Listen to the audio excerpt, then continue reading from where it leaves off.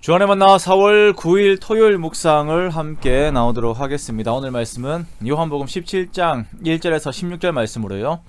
하나님 아버지의 영화로우심이라고 하는 제목으로 함께 묵상을 나오도록 하겠습니다. 오늘 본문은 제자들을 위한 예수님의 기도로서 예수님께서 제자들에게 하신 모든 일들이 하나님을 영화롭게 하시기 위함임을 말씀하심과 함께 또한 어떠한 사역이 하나님을 영화롭게 하는 것인지에 대한 가르침을 우리들에게 보여주십니다. 웨스트민스터 소요리 문답의 첫 번째는 사람의 제일 된 목적에 대해 말씀을 하시지요. 그것은 하나님을 영화롭게 하고 하나님을 영원토록 즐거워하는 것입니다. 그래서 제가 아는 분들이 이 정의에 따라 아이들의 이름을 짓는 것을 또한 많이 보았습니다. 자, 그렇다면 우리가 묻습니다. 하나님을 영화롭게 한다라고 하는 것은 과연 무엇입니까? 하나님을 영화롭게 한다는 것에 대한 질문 앞에서 많은 신앙인들의 그 신앙의 양태들, 즉 그들이 신앙생활에서 가장 중요하게 생각을 하며 힘을 쏟고 있는 면들을 생각을 하게 됩니다. 어떤 사람들은 평생에 예배당 하나 짓는 것이 하나님을 영화롭게 한다라고 생각을 합니다. 중세 기독교 건축물들과 예술품들을 보십시오. 그것에 이제 헌신한 사람들은 이것으로 하나님을 영화롭게 한다라고 하는 생각을 하였습니다. 각자가 생각하는 하나님을 영화롭게 하는 기준들이 있어요. 그 헌신과 마음이 나쁜 것은 아니죠.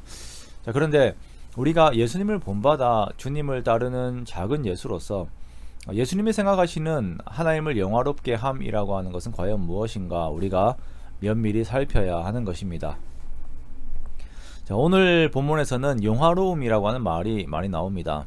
영화롭다라고 하는 말의 의미는 존재가 귀하게 되고 그 이름이 빛이 난다라고 하는 그 의미를 가지고 있습니다. 즉 예수님의 어떠한 일들로 인하여서 하나님의 존재가 더욱 빛이 나고 하나님의 이름이 더욱 칭송을 받게 된다라고 하는 것인데요. 예수님께서는 하나님께서 예수님께 주신 그 사람들이 영생을 얻게 되는 그 일이 하나님으로 하여금 영화로우심을 받는 것이다 라고 이렇게 말씀을 하십니다. 2절 말씀에 아버지께서 아들에게 주신 모든 사람에게 영생을 주게 하시려고 라고 말씀을 하시면서 예수님께서 아버지를 영화롭게 하시는 때가 이르렀음을 이렇게 말씀을 하시죠. 그리고 여기에서 사람들이 얻는 영생은 유일하신 참 하나님과 그가 보내신 자 예수 그리스도를 아는 것이다 라고 영생에 대한 정의를 하고 있습니다.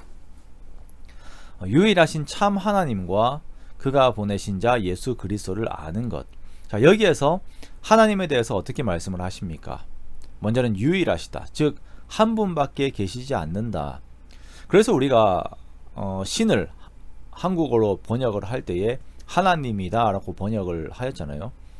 자, 이 세상에서 신은 한 분이시다. 그리고 그분이 참 신이시다. 참 하나님이시다 라고 말씀을 하십니다. 즉 세상의 사람들이 이 세상을 만드신 홀로 계신 진짜 신을 아는 것이 영생입니다. 생명 되신 하나님을 아는 것이 영생이죠. 두 번째는 하나님께서 보내신 예수 그리스도를 아는 것이 영생입니다. 예수 그리스도를 안다라고 하는 것은 그냥 단순히 지식적으로 예수님의 이름과 사역을 아는 것이 아니라 예수님께서 나의 주 되심을, 그리고 예수님께서 나의 죄를 위하여 죽으시고 살아나심을 내가 전인격으로 알고 고백하는 것입니다.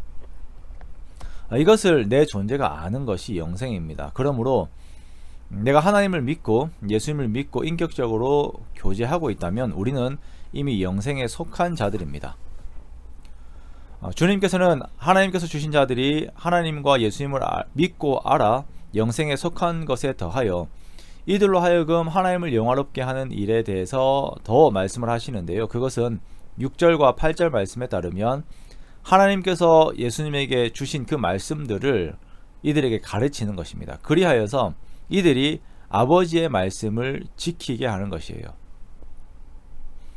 자, 이 사람들이 세상 속에 살고 있다가 마귀에게 속하여 살고 있다가 영생을 얻어 세상의 어떤 말들, 세상의 방법들이 아닌 하나님의 말씀을 듣고 지키고 따르는 삶을 살게 되는 이러한 일의 결과로 인하여서 하나님께서 영화로우심을 얻으시는 것입니다.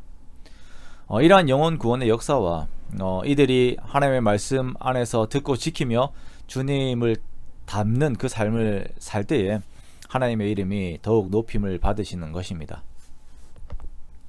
자, 오늘날 신앙인들에게 있어서 여러 신앙의 양태들과 우선순위들이 있습니다.